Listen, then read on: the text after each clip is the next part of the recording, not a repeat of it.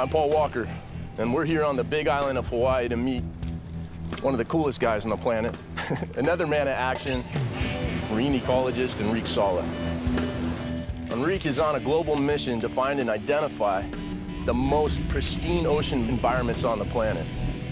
Now, these extreme wild areas will give us an idea of just exactly what we stand to lose if we don't take immediate action to preserve these places. And there he is. Hey. What's up? How you doing? Paul, how are you? Good to see you. Good to see you. Tanks are ready. We can go diving if you want. Let's rip. Let's get out of here.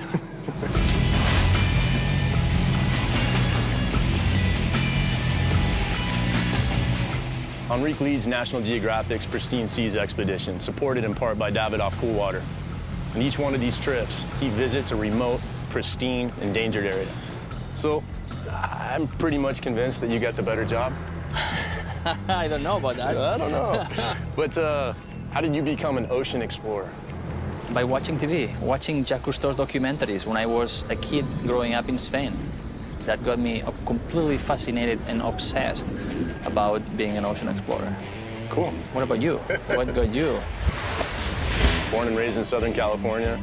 I was 3, 4 years old, and that first anemone, that first starfish, that first sea urchin, I was hooked.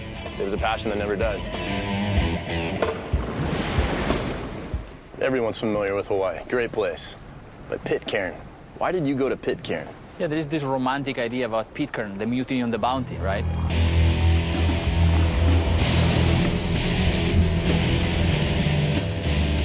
But we went there because it's one of the last pristine places left in the ocean.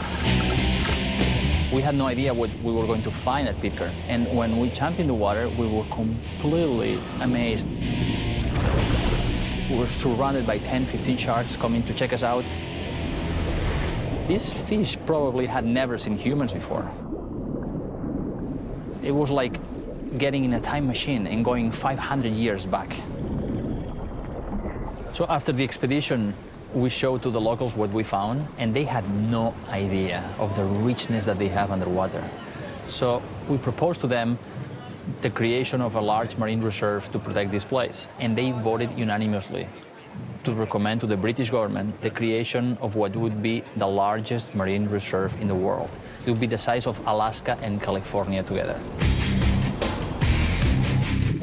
The final goal of these expeditions is to get these last pristine places protected, because right now they are not. They are still remote, but there is encroaching fishing pressure, and we want to get there to save these places forever. And now your latest exploration, that's in Chile, right? Where in Chile did you go? Oh, we went to the most fantastic place. We went to a place called the Desventuradas Islands, the Unfortunate Islands, which is basically 2 rocks 500 miles offshore. Before we went, there was not a single underwater photo of the place. So we didn't know exactly what we were going to find. We jumped in the water, and we couldn't believe how many fish were there. Schools of 1,000 yellowtail jacks, so many large fish, endangered sea lions. There is one species of sea lion that was thought to be extinct 100 years ago. And we found 5 individuals. But the most amazing thing, we found these monster lobsters, really the largest lobsters we've seen in our lives. 7 kilos, 14 pounds, untouched, unfished. I've never seen monsters like this before.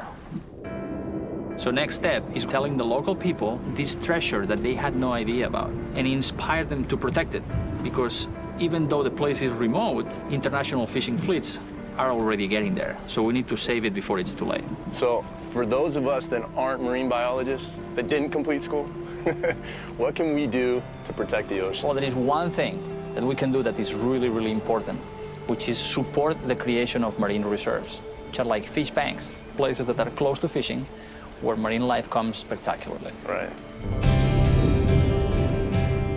Right now, only 1% of the ocean is protected. That's nothing. And scientific studies recommend that at least 20% should be protected. So we have a long way to go. And the other thing we could do is just by getting out there and exploring, we're actually doing some good, right? Exactly, that's the first step. People will protect only what they love, and people love only what they know. So the first thing is to get down there, explore, and get to know it.